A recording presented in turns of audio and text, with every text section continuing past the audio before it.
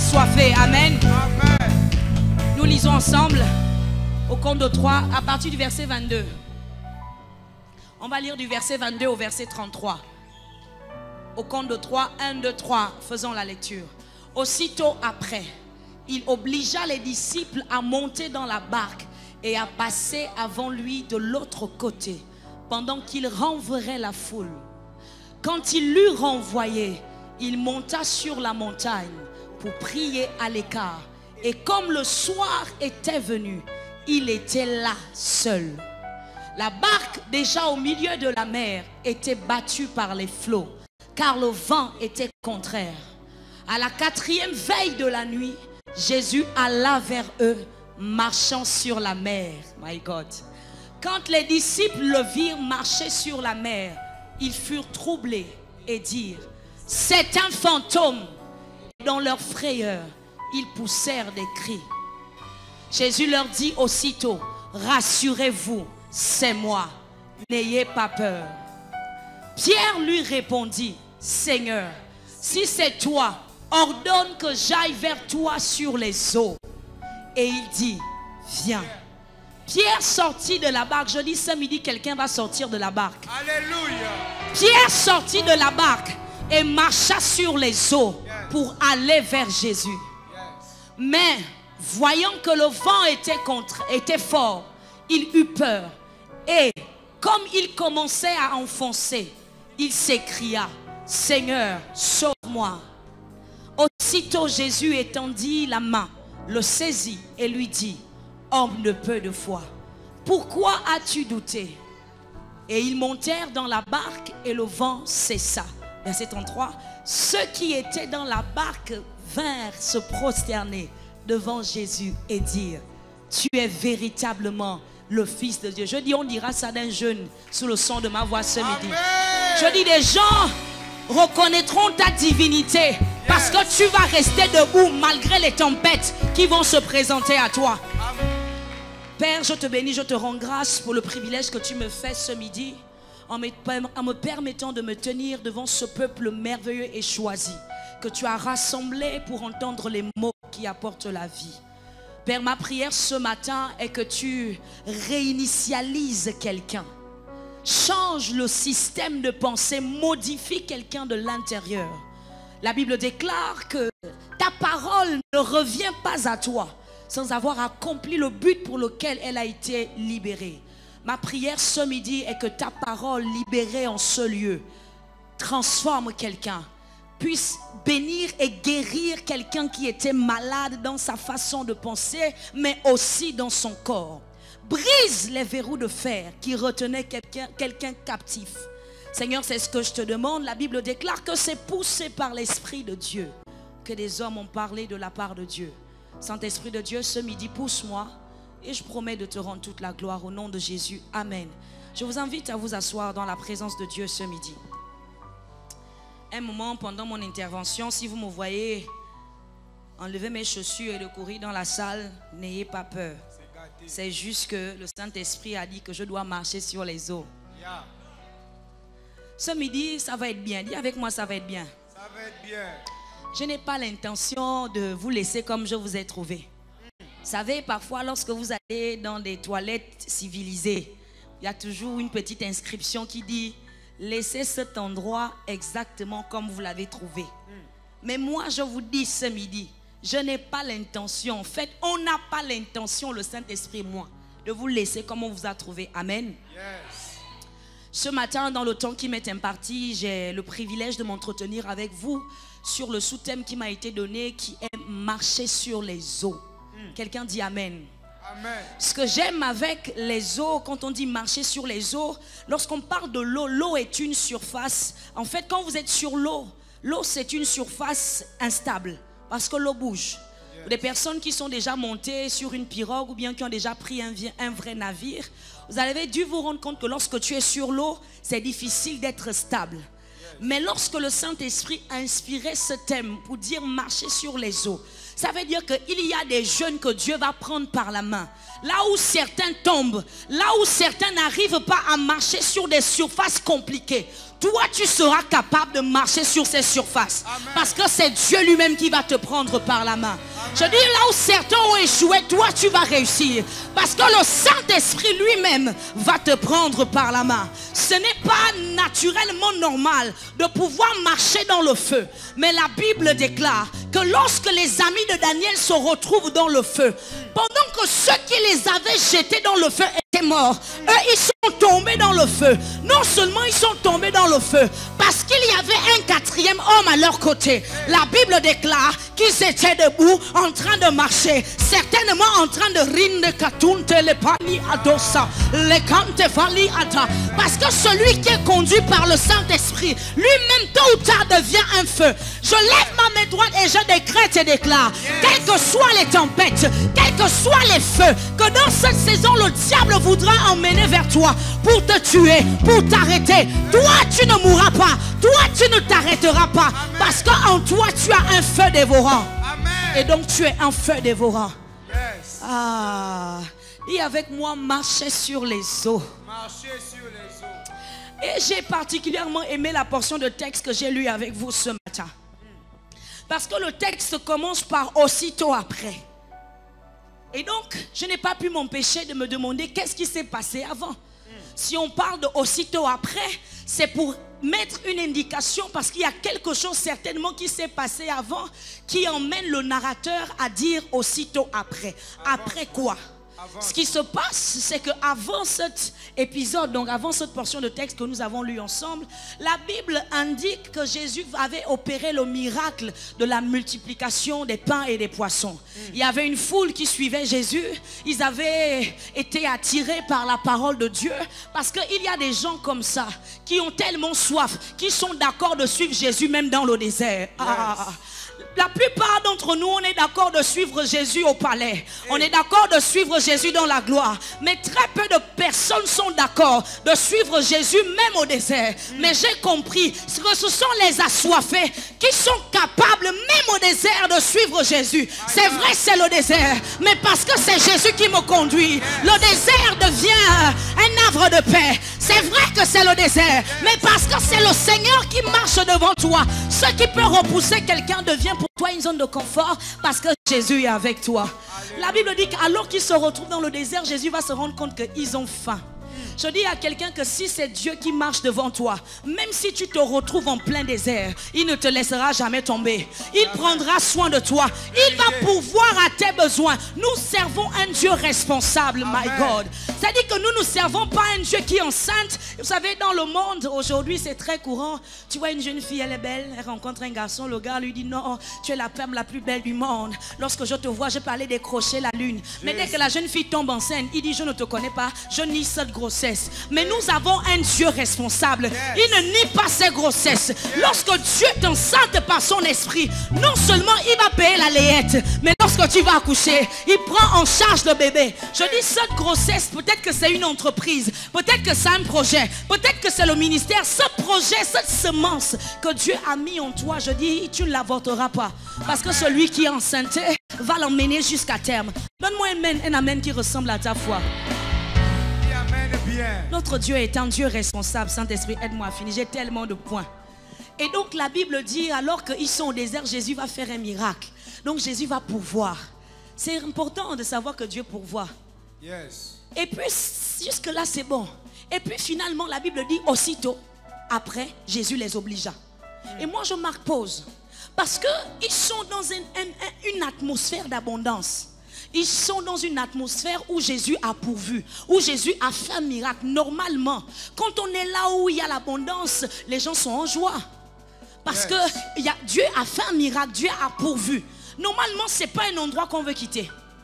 C'est un endroit où normalement tu veux rester.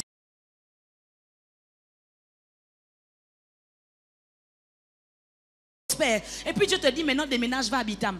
Priscille, ne dors pas, réveille-toi. Jesus. Dieu te dit maintenant déménage, va à Bitam. Tout vient. Comment tu me demandes d'aller à Bitam? Mon entreprise est juste en train de prospérer. Dieu dit à Abraham, je te donnerai un fils. Isaac vient au monde.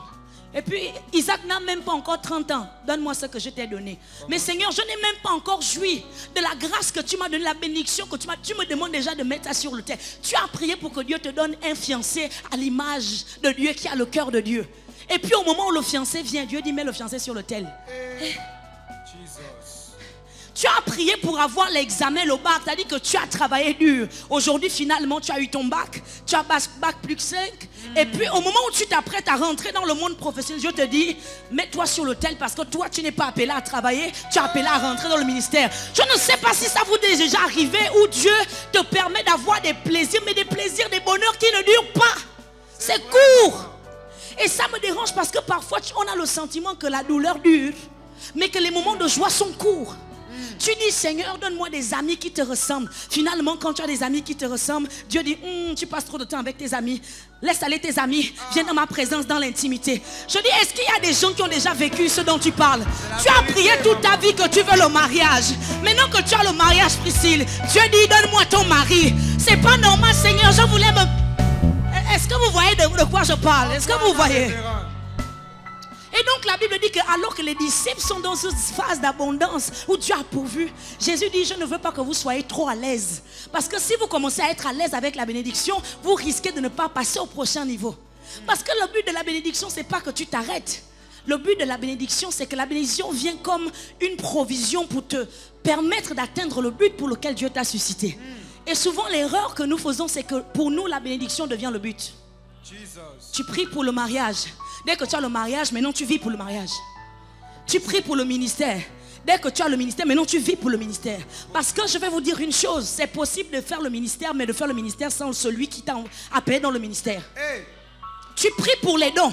Maintenant que tu as les dons, tu vis pour les dons. Hey. C'est-à-dire que l'objectif n'est plus que les dons honorent celui qui t'a donné les dons, mais l'objectif maintenant que les dons t'honorent toi. Nous cherchons Dieu pour les dons et non Dieu pour lui. Et parfois c'est comme ça, comme Dieu ne veut pas que tu fasses de la bénédiction le but.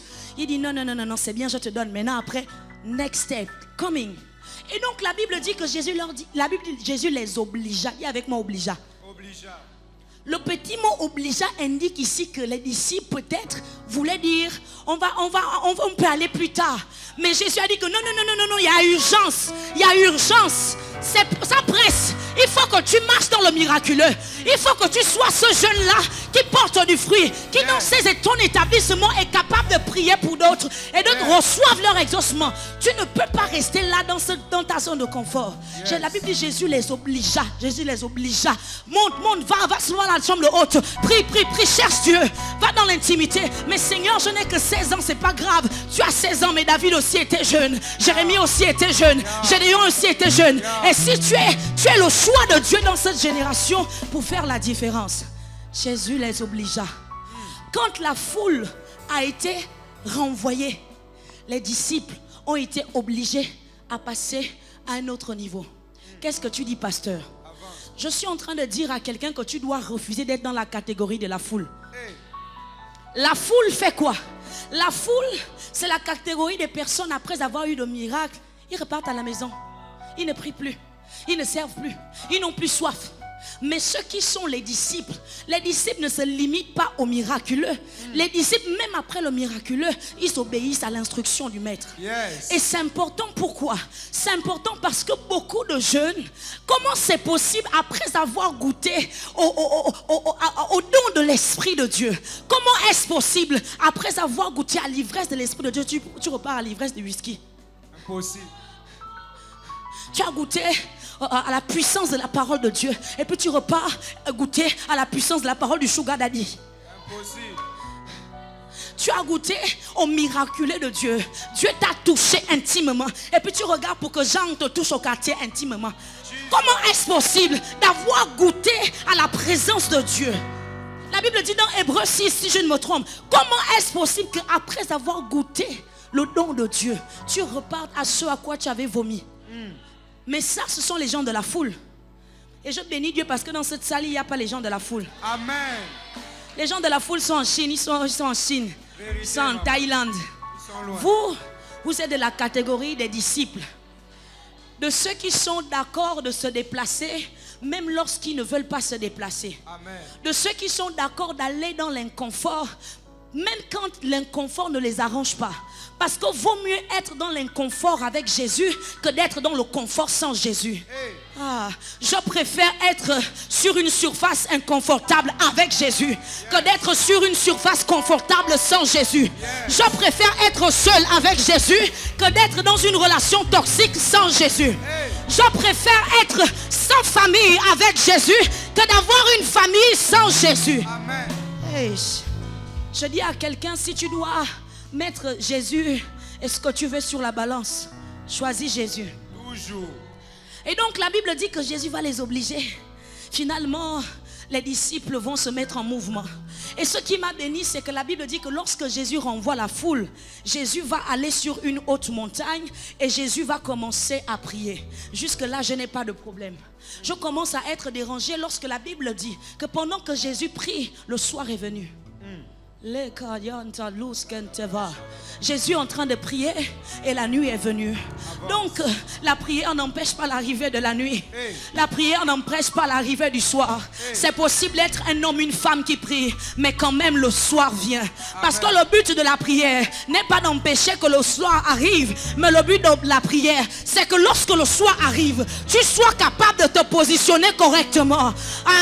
Je ne prie pas pour que les difficultés n'arrivent pas, mais je prie qu'il y ait des difficultés ou pas, parce que lorsque les difficultés vont arriver, je serai capable de me positionner parce que j'ai préparé ma terre. Écoutez, il n'y a pas d'architecte dans la salle, mais les architectes savent à Pébris qu'on ne pose pas les fondations en période de pluie. On ne fait pas les fondations, on ne creuse pas les fondations d'une maison en période de pluie. Parce que lorsque nous sommes en période de pluie, le sol n'est pas stable. Et donc tu ne peux pas construire une maison en pleine tempête. Et l'erreur de beaucoup de chrétiens, c'est que c'est lorsque tu es dans la tempête, lorsque tu es dans les ténèbres, c'est à ce moment que toi tu veux poser les fondations. C'est à ce moment-là que toi tu veux commencer à prier. Parce que tu n'as pas compris qu'un homme et une femme prophétique n'attendent pas que l'épreuve arrive pour prier. Mais avant que l'épreuve n'arrive, tu commences à prier.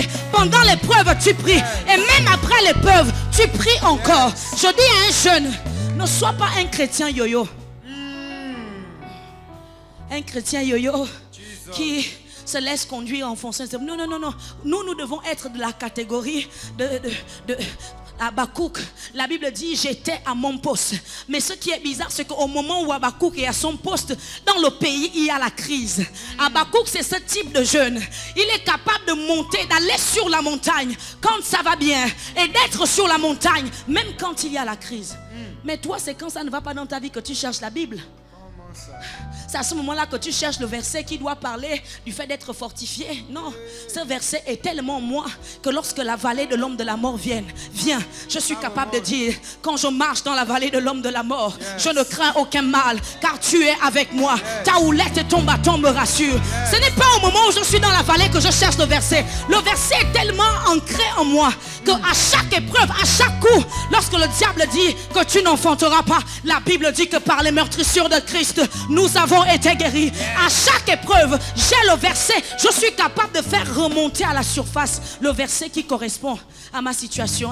Lorsque les gens disent que tu es rejeté, les gens ne veulent pas de toi, la Bible déclare, il y a un verset qui monte, je suis choisi, je suis un sacerdoce royal. Oh moi, Karel Ambouret, c'est moi qui t'ai choisi, c'est moi qui t'ai formé, tu as de la valeur. Je dis à quelqu'un, n'attends pas d'être dans les ténèbres pour chercher Dieu. Pose les fondations maintenant. Et la Bible dit Jésus est sur la montagne, mais le soir est arrivé. Et là la Bible dit, là il resta seul. Est-ce que je peux parler à un jeune? Avance ma révérende. La Bible dit il était là seul.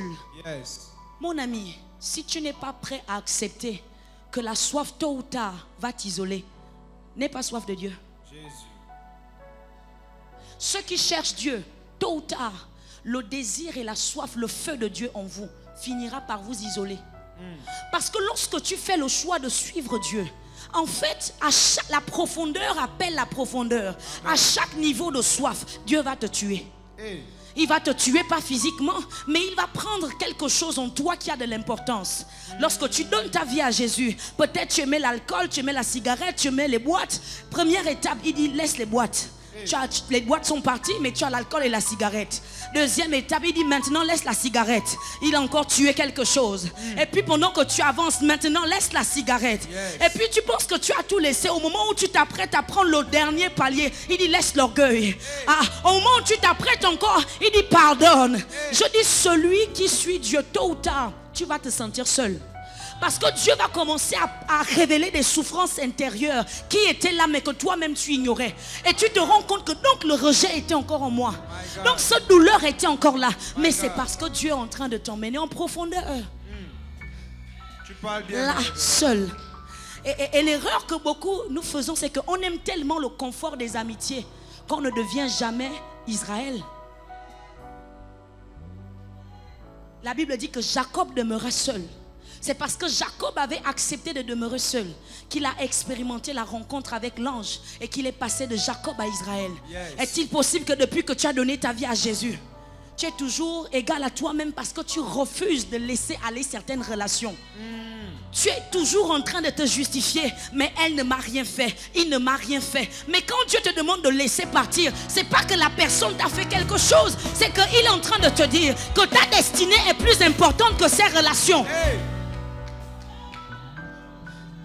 Vous n'avez pas compris qu'il y a des gens qui sont des hôtels. En fait, je vais vous dire la vérité. Chaque être humain est un hôtel.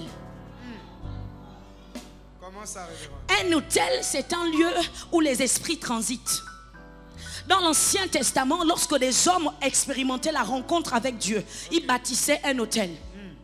Parce que l'autel était comme ce lieu élevé où l'esprit, le feu devait descendre. Parce que sur chaque autel, il y a un sacrifice. Mais dans la nouvelle dispensation, il y a ce qu'on appelle des autels humains. Parce que le Saint-Esprit est venu demeurer en toi. Dieu a fait de toi ton habitation, son habitation. Et donc tu deviens un autel ambulant. Mais ce que vous devez savoir, c'est que s'il y a des autels qui bénissent, il y a des hommes qui sont des autels qui maudissent. C'est comme ça qu'il y a certaines relations. Quand tu rencontres la personne, tu ne comprends pas depuis que cette personne est là, des portes spirituelles sont ouvertes. Tu fais des cauchemars bizarres. Tu ne voyais plus les serpents, tu recommences à voir des serpents. Cette histoire des hommes qui venaient te faire l'amour la nuit était finie, mais tu recommences à avoir des rapports sexuels dans les rêves. Mon Dieu. Parce qu'il y a des hommes qui sont des autels. Et quand tu ne comprends pas ça, ou du moins, et quand tu comprends ça, tu choisis minutieusement les personnes avec lesquelles tu marches. Amen. Tu dois réaliser qu'aucune relation ne doit être plus importante que ta destinée. Même si c'est ta bestie. Un moment bestie peut devenir Lot. Ma destinée, mon combat. Un moment bestie peut devenir Jonas. Certains d'entre nous ont subi des tempêtes. Ce ne sont que des dommages collatéraux. Parce que tu es connecté à la mauvaise personne. La malédiction ou la foudre qui devait toucher cette personne. Parce que tu t'entêtes. Comme vous partagez tout, non? Vous partagez aussi même les tempêtes. Tout en commun. Vous partagez les combats. Mais écoute, l'apôtre Paul dit combat le bon combat. Il y a des combats qui sont inutiles. Ça n'a pas de sens que tu n'as jamais vu cette personne parce que ta bestie n'aime pas la personne. Toi aussi, tu rentres dans le combat. Tu veux maintenant détester la personne. Ça n'a pas de sens. Ça n'a pas de sens. Ça n'a pas de sens. Je n'ai jamais vu la personne. Pourquoi tu veux partager même la haine? Jesus. On a dit aime ton prochain, mais pas aussi au point de partager même la haine. Elles ont tout en commun, Marie. Il y a des besties, tu dois leur perdre. Garde ta haine. Ta bestie ou ton bestie déteste un leader. Ah, le leader là, je ne l'aime pas. Ou ta bestie n'aime pas tel AP. Oh, l'AP là, je ne l'aime pas. Ah bon? À l'instant même où tu dis ça, c'est fini. Notre voyage ensemble s'arrête là. Parce que je ne veux pas que tu pollues ma source. Parce que c'est comme ça que les Philistins ont commencé à boucher les puits d'Isaac avec de la poussière. Et lorsque tu dis du mal de mes autorités, tu es en train de boucher ma source avec la poussière. C'est ici là même que notre voyage s'arrête. Bestie, jusqu'ici je disais viens. Maintenant c'est bestie, va-t'en loin de moi. On coupe tout. Si vous avez le sentiment que c'est drôle, mais il y a beaucoup qui sont sur place, tournent en rond dans leur marche avec Dieu à cause de cette histoire des besties. Viens. Jesus. Bestie, viens. Accepte de rester seul. Mon ami, est-ce que vous vous rendez compte qu'il n'y a aucun cercueil qui a 2 places? Authentique. Même les vrais jumeaux, quand on les enterre, il n'y a pas de cercueil pour 2. Authentique. Chacun son cercueil. Et toi, tu veux tellement être collé à quelqu'un, tu vas t'attacher à quelqu'un au point où tu vas aller mourir même avec la personne. Il y a quoi? Même Dieu est d'accord de laisser partir certaines personnes. Mais toi, tu veux garder tout le monde. Que Dieu te délivre de toute relation toxique. Que toute relation qui représentait un voile sur la marche de ta destinée, que Dieu t'en délivre maintenant, alors que tu es sous le son de ma voix. Que Dieu ouvre tes yeux pour que tu sois capable de discerner quelles sont les relations qui sont des portes de grâce et quelles sont les relations qui sont des portes de disgrâce. Yes. Jésus demeura seul. Et je vais manquer de temps. Et la Bible dit, je vais devoir laisser mes notes et choisir ce que le Saint-Esprit dit. Et la Bible dit que finalement, alors que Jésus demeure seul, les disciples vont obéir. Et alors que les disciples obéissent, la Bible dit un vent contraire. Mettez-moi cette partie parce que vous devez voir ça. Le vent était contraire. Voici ce que j'ai compris. Parfois, lorsque Dieu te parle, ce que Dieu te dit est toujours contraire à la pensée populaire. Et si tu n'es pas capable d'accepter que ce que Dieu te dit, le discours de Dieu parfois sera opposé à la pensée populaire. Ce n'est pas parce que tout le monde pense quelque chose que Dieu est là-bas. C'est vrai. Je répète, parfois l'instruction que Dieu va te donner, ta famille va dire que ça là, c'est pas en accord avec notre tradition. Dans nos traditions, quand tu as 18 ans, tu dois déjà avoir un gars. Tu dois déjà faire l'enfant. Dans la tradition, dans la culture, quand une femme a déjà 27 ans, tu n'as pas d'enfant, c'est pas normal. Même si tu es chrétienne, fais quand même l'enfant. Mais comment je fais l'enfant puisque je ne suis pas mariée? C'est pas grave, tu n'es pas la plus spirituelle. Parfois, lorsque Dieu te met à part, ta consécration sera comme en désaccord avec la pensée populaire. Il y a des oppositions qui vont se lever. Mais j'ai compris que derrière certaines oppositions, Dieu cache des bénédictions. Amen. Hey, je dis à quelqu'un que certaines oppositions cachent des bénédictions, des miracles que Dieu a prévus, personnalisés. En mode de Rémi, Chambry, c'est pour toi. Et donc refuser l'opposition, c'est refuser de passer au prochain niveau. Refuser l'opposition, c'est refuser de passer au prochain niveau.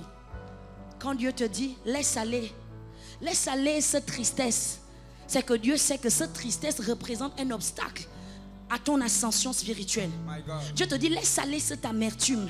Dieu sait que si tu refuses de pardonner, ce manque de pardon va t'empêcher de passer au prochain niveau. Yes.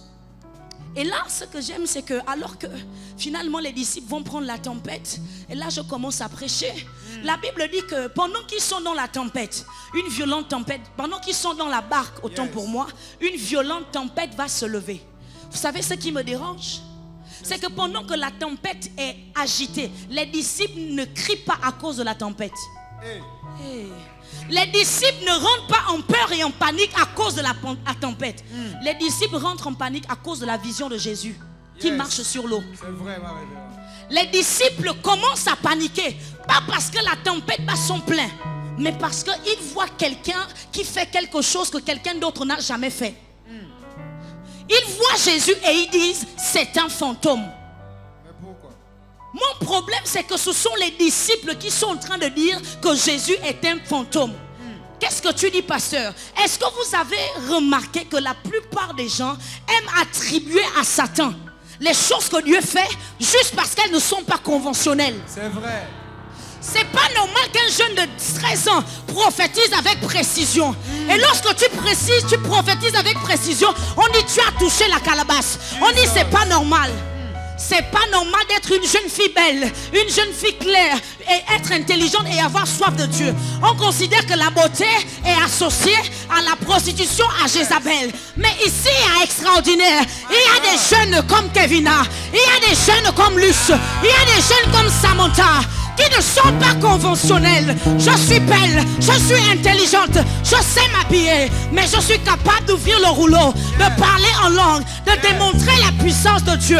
Je n'ai pas besoin d'un magicien, je n'ai pas besoin de calebasse. Le Saint-Esprit en moi est la source de mon mouvement. My God, tu as raté l'occasion de dire amen. Ça me dérange que ce sont les disciples qui disent, un fantôme veut dire que c'est quelqu'un qui est mort et qui est revenu à la vie. Donc les disciples étaient en train de dire c'est un zombie. Oh, je lève ma main droite. Je dis, quand les gens te feront opérer dans le miraculeux, quand les gens te feront marcher dans la puissance de Dieu, je dis qu'ils n'auront qu'à dire que c'est un fantôme. Ils diront que tu as touché. Ils diront que tu t'es compromis. Ils diront que tu es rentré dans la loge. My God. Parce que la dimension à laquelle Dieu va t'emmener va les emmener à dire que c'est un fantôme. Yes. La plupart du temps, quand tu commences, quand on est jeune, il faut attendre 10 ans, 15 ans avant que ton ministère n'aille. Mais j'ai vu qu'il y a des gens, à peine ils commencent, bim, tu deviens une étoile, une référence. Je dis que Dieu suscite des gens qui vont te regarder, ils vont dire que ça là, c'est un fantôme. Que toi, tu es un fantôme. Anaël, tu es un fantôme. Tu viens de commencer les affaires. Tu n'as même pas encore 10 ans. Tu n'as pas 5 ans. Mais ça ne s'explique pas. Que là où certains ont trimé, toi, tu es capable de brasser des millions. Tu n'as pas de sugar daddy. Tu n'as pas de copain qui te finance. Tu ne te compromets pas. Ils vont dire, Anaël, tu fais des pratiques. Mais oui, vous avez raison. Je fais des pratiques. Le Saint-Esprit, c'est mon meilleur gris-gris. Ils ont dit, c'est un fantôme. Et moi, j'ai compris que tant que les gens ne disent pas que tu es un fantôme, c'est que tu ne déranges pas encore Satan. Moi, je suis prête. Les gens n'auront qu'à dire que je suis un fantôme. Les gens disent que cette femme est bizarre. Ça ne s'explique pas. Quand on la voit, elle ne ressemble pas à une femme embrasée. Mais jusqu'à ce que je prenne le micro, que j'ouvre le rouleau et que je commence à prêcher. Et tu vas te rendre compte qu'on peut être soigné, on peut être belle, on peut aimer la beauté et être pieuse et avoir la cruche. Est-ce que je peux parler à quelqu'un? La Bible dit qu'il y avait des vierges folles et des vierges sales. Elles étaient toutes vierges. Mais écoute, même quand elles étaient vierges, il y avait certaines qui étaient folles et il y avait d'autres qui étaient sages. Ça veut dire que la virginité n'est pas une preuve de ta sagesse. Qu'est-ce que tu dis? Il y a des gens qui mettent en avant le fait qu'ils sont vierges. Je ne mets pas de make-up, je ne fais pas les longs cheveux, je ne mets pas les ongles. Mais lorsqu'on rentre dans ton intimité, tu n'as pas d'huile. Tu as juste un peu d'huile, mais tu n'as pas de réserve. Mais écoute, ne sois pas pressé de me juger. Parce que je ne suis pas juste vierge. Parce qu'à cause du Saint-Esprit, je suis le genre de vierge. Je fais des réserves. Quand tu me vois rire la journée, la nuit je ne dors pas. Parce que dans l'intimité, je suis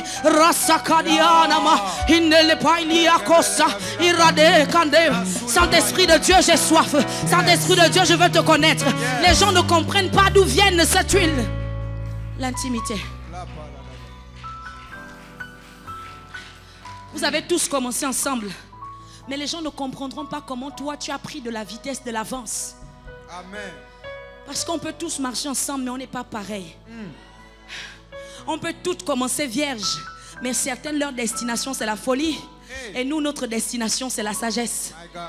Je lève ma main droite. Je dis que tu ne t'arrêteras pas là où les autres sont arrêtés.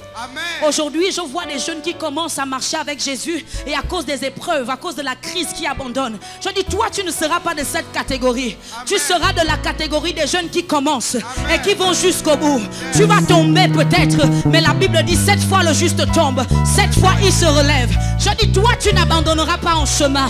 Amen. Avec mon huile, avec mon huile, avec mon huile, avec mon huile. Au milieu du feu, c'est compliqué, mais j'ai de l'huile. Et même si la lumière s'arrête, il y a les ténèbres, j'ai de l'huile. Ces femmes, à un moment, elles se sont toutes assoupies. Elles ont dormi. Parce que parfois, au milieu de la nuit fait que tu dors. Parce que tu attends tellement l'époux. L'époux ne vient pas. Mais même quand l'époux ne vient pas et que ta lampe s'éteint, toi, tu es de la catégorie de jeunes. Même quand ta lampe s'éteint, tu as de l'huile en réserve. Avec mon huile. Est-ce qu'il y a des jeunes qui ont de l'huile en réserve ici? Est-ce que tu as de l'huile en réserve? Parce que parfois, Dieu ne se déverse plus. Parce que les vases sont tellement satisfaits. J'ai compris à Pébris. J'ai compris que, parce que on m'a fait croire, parce qu'il y a cette illustration de 2 rois 4, où cette femme qui était mariée à un prophète, les créanciers sont venus pour prendre ses enfants. Et lorsqu'elle va voir le prophète Élisée, le prophète Élisée va dire: qu'as-tu à la maison? Cette femme va dire: je n'ai qu'un peu d'huile. Et puis le prophète va lui dire: va emprunter des vases. Et puis emprunte-en un grand nombre. Et cette femme va obéir: suivez-moi à l'instruction. Et la Bible dit que tant qu'il y avait des vases, l'huile continuait de couler. Et on m'a dit, des prédicateurs remplis d'onction m'ont dit que tant qu'il y a des vases disponibles, l'huile continue de couler. Mais j'ai compris qu'il y a un type de vase. Même quand leur vase est plein, ils sont capables de prendre un autre vase de réserve. Dire: c'est vrai, je suis pleine, mais je fais parce que c'est ce que les vierges sages ont fait. Elles avaient de l'huile, mais elles avaient prévu de l'huile à côté pour que lorsque la nuit va tomber et que l'époux va arriver, même si l'huile est finie, elles sont capables de remplacer. Et donc j'ai compris que je ne serai jamais satisfaite. Je ne vais pas me satisfaire du fait que je suis remplie. Même quand je suis remplie, je dois déborder. Quand j'ai fini de déborder avec mon huile, je cherche un autre récipient. Je vais créer de l'espace dans mon vase pour que je continue de recevoir avec mon huile. C'est ce qui va faire que même quand les ténèbres seront là, tu seras capable de réallumer ta lampe. C'est vrai. Parce que finalement, pourquoi ta lampe doit être allumée? Parce que là où les autres crient, là où les autres pleurent au milieu des ténèbres, toi, parce que ta lampe est allumée, tu deviens un phare spirituel. Vous savez c'est quoi le rôle d'un phare? Le rôle d'un phare, lorsque quelqu'un est perdu dans la tempête, c'est de montrer la direction. Quand les autres sont perdus autour de toi, quand la jeunesse s'égare, quand dans l'église des jeunes prient, ils parlent en langue, mais ils tombent régulièrement, toi tu es tellement rempli d'huile et tu as de la réserve, tu deviens un phare spirituel qui fait que quand on regarde les jeunes qui s'égarent, on regarde Arthur, on dit Sorel a toujours de la réserve, Arthur a toujours de la réserve, on voit Kevina qui a de la réserve, on voit Perle, on voit Anaël, on voit Darol, des jeunes qui ont de la réserve et qui sont capables d'abreuver d'autres, qui sont capables de permettre à d'autres de continuer de voir. Avec mon huile, avec ton huile, il y a quelqu'un ici sur le son de ma voix. Peut-être que tu n'avais plus d'huile. J'ai dit à l'introduction que je n'ai pas prévu vous laisser comme je vous ai trouvé. Écoutez-moi. Maintenant on va prêcher. La Bible dit, et j'atterris. La Bible dit, Rodrigue. Mettez-moi le verset 33. Abbé Rodrigue, choqué. La Bible dit que lorsque finalement Jésus montre dans la barque, les disciples qui ont vu Jésus changer, multiplier les pains et les poissons, les disciples vont dire: celui-ci est vraiment... Mon problème, c'est que ce que la multiplication des pains ne leur a pas donné, la révélation que les poissons ne leur ont pas donné, la révélation que la multiplication des pains ne leur ont pas donné, c'est les ténèbres, c'est la tempête, c'est la difficulté. Donc, parfois lorsque Dieu permet que tu passes par les ténèbres, c'est parce qu'il veut te donner accès à une nouvelle révélation de lui. Je ne comprends pas comment, quand Jésus a multiplié les pains et les poissons, les disciples ne se sont pas prosternés. Mais c'est lorsqu'ils ont vu Jésus marcher sur l'eau, au milieu de la tempête, que la Bible dit: celui-ci est véritablement le Fils de Dieu. Quand toi tu fuis la tempête, tu ne comprends pas que Dieu utilise la tempête pour emmener ton entourage à reconnaître la divinité qui est en toi.